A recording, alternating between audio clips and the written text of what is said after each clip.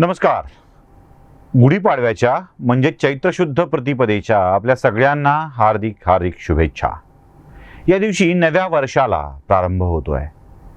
या दिवशी आनंदाची गुढी उभारली जाते. आनंदाची गुढी ही अनेक वर्षांचं प्रतीक आहे. ही गुढी पार्वतीचं रूप असते असं म्हणतात आणि म्हणूनच या विजयश्रीच्या निमित्तानं ही गुढी उभारली जाते. ही विजयश्री कोणाची, ही गुढी काय आहे, या सगळ्या संबंधी प्रत्येकाच्या मनात एक औत्सुक्य असतं. आणि सगळ्यात मोठी गोष्ट म्हणजे एक शंका देखील आहे. शंका अशी की याच दिवशी छत्रपती संभाजी महाराजांना औरंगजेबानं हलाहाल करून मारलं, त्या दिवशी आम्ही गुढी उभी करायची का? काही लोकांनी छत्रपती संभाजी महाराजांच्या हत्येनंतर गुढी उभारायला सांगितली, हे षडयंत्र आहे असं म्हणून काही लोक गुढीला विरोध करतात. काय आहे वास्तविकता?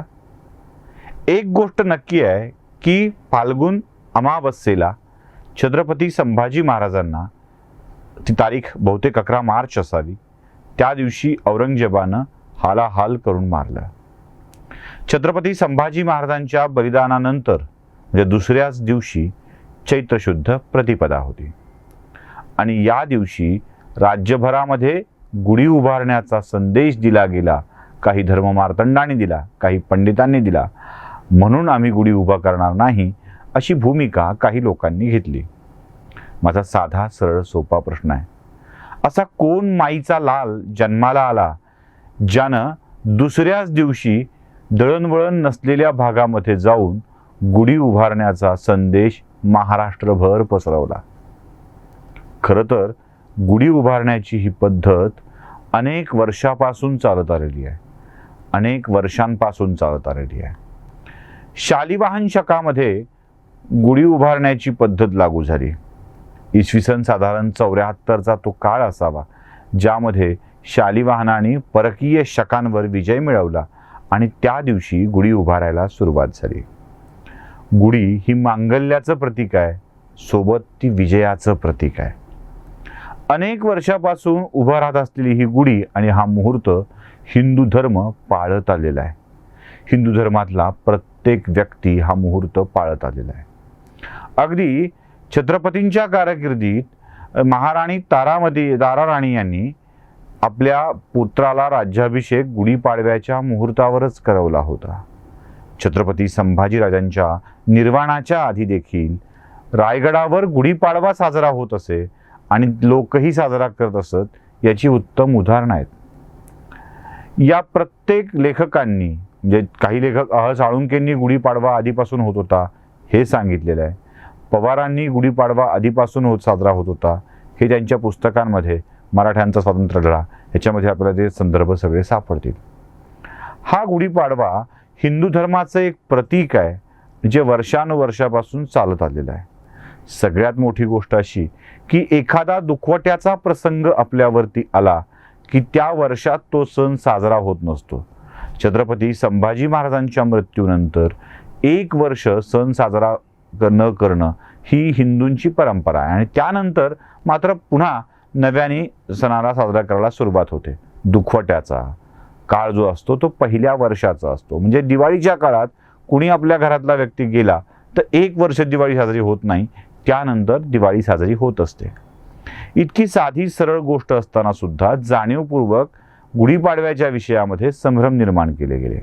हे संभ्रम निर्माण करणं सुद्धा ठराविक लोकांनी केलेले आहे. ज्यांना हिंदू धर्माच्या पद्धतीविषयी आक्षेप व्यक्त करायचा आहे, शंका निर्माण करायच्या आहेत आणि हा धर्म काहीतरी वेगळं हे सांगायचं आहे आणि आपलं वेगळं मत थोपवायचं आहे, अशा लोकांनी हा संभ्रम निर्माण केला आहे.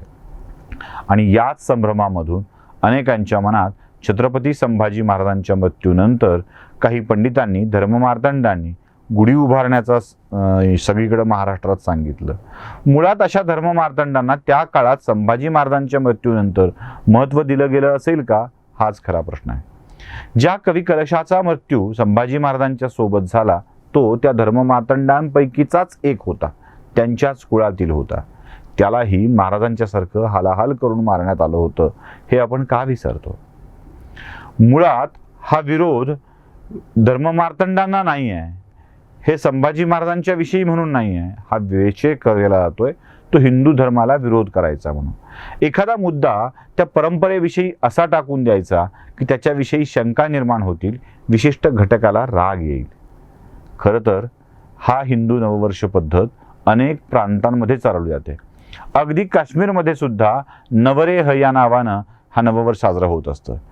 चैत्र शुद्ध प्रतिपदा ही अनेक ठिकाणी साजरा करण्याचा विषय आहे, फक्त महाराष्ट्रातला नाही, भारतभरामध्ये वेगवेगळ्या ठिकाणी तो साजरा होतो असंही आपल्याला प्रत्येक माहिती ग्रंथातून मिळते.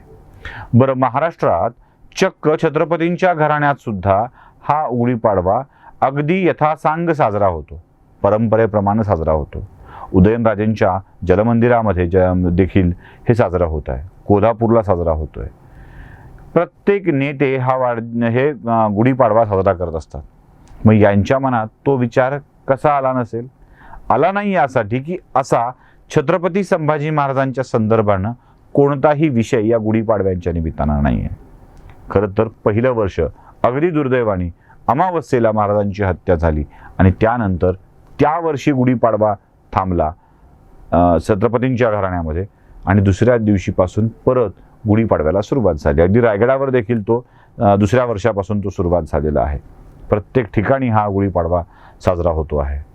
छत्रपती संभाजी महाराजांच्या मृत्यूचा राग, भय आणि सगळ्यात महत्त्वाची गोष्ट ते म्हणजे वाईट वाटणं असतं, शोक, तो सगळ्यांच्याच मनामध्ये आहे, तो प्रत्येकाच्या मनामध्ये आहे. कारण ते व्यक्तिमत्वच लोकोत्तर होतं, परमादरणीय होतं. त्यांच्या मृत्यूमुळं गुढीपाडवा साजरा होत असतो असं म्हणणंच मुळात चुकीचं आहे. त्यांच्या आधीही 500 वर्ष आधीही गुढीपाडवा साजरा होत होता आणि तो होत राहील. या संबंधानं जी मंडळी अफवा पसरवतात त्यांना माझी विनंती आहे, हिंदू धर्माच्या पद्धतीचं, रूढीचं पालन तुम्हाला करावं वाटत नसेल तर तुम्ही करू नका, पण इतरांना ते करण्यापासून तुम्ही का रोखताय एवढंच एक विनंती करायची आहे. हिंदू धर्म आपल्या परंपरा शेकडो वर्षापासून साजरा करतोय. गुढीपाडवा आपण सगळेच साजरा करूया. तुम्ही विनाकारण आक्षेप घेऊन हिंदू धर्माच्या परंपरांवर का शंका निर्माण करताय, का मळब निर्माण करताय? महाराष्ट्रातल्या प्रत्येक हिंदूंना छत्रपती संभाजी महाराज यांच्याविषयी अत्यंतिक आदर आहे, तो कायम राहील. पण त्यांच्या मृत्यूमुळे गुढीपाडवा साजरा होतोय असे अफवा पसरवू नका. ज्यानं त्यानं आपापल्या पद्धतीनं गुढीपाडवा साजरा करावा. हा वसंतोत्सवाच्या, वसंत ऋतूच्या आगमनाचा प्रारंभ असतो. या दिवशी आपणही सगळे नवीन पालवी फुटावी, नवीन बहर यावा अशीच अपेक्षा व्यक्त करूया. पुन्हा एकदा हिंदू नववर्षाच्या सर्वांना मनःपूर्वक शुभेच्छा. धन्यवाद.